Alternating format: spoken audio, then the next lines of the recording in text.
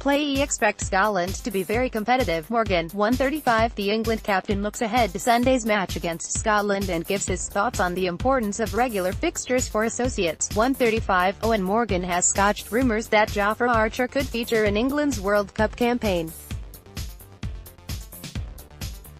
as well as denying any knowledge of any attempt to change the eligibility requirements. Barbados-born Archer, who plays for Sussex, is not scheduled to qualify for England until 2022. Morgan suggested that it may prove disruptive to change the squad shortly before the tournament.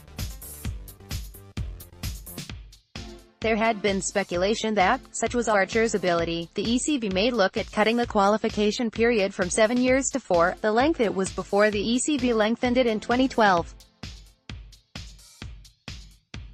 That, potentially, could see him qualify to represent England early in 2019, in time for both the World Cup and the Ashes that follow it.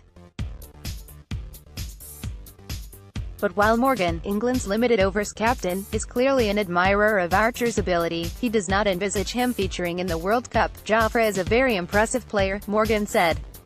He's a guy who, if he was England qualified, we'd have looked at after maybe the Bangladesh League at the end of last year.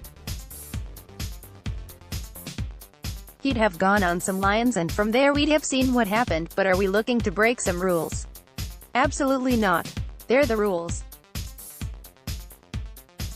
I had to qualify even though my mum is English and I've had a British passport since I was born. Is it too late if he did qualify at the start of next year? Yes, I think it is. Providing everybody is fit, I think it is. Meanwhile, Morgan does not expect his team, or his team's supporters, to inflict any extra pain upon Australia during the upcoming ODI series.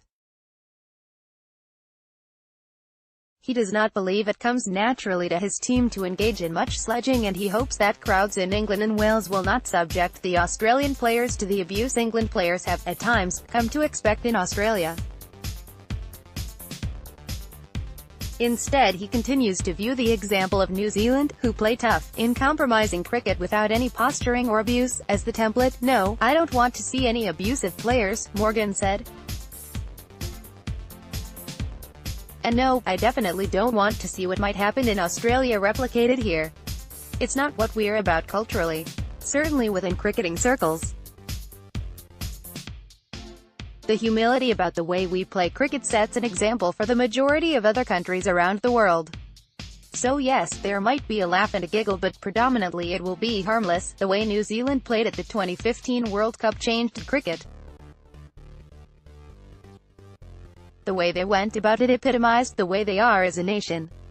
And that's important for us. For years we were guilty of trying to replicate whatever the best side in the world at the time did. And that doesn't work, as it doesn't come naturally.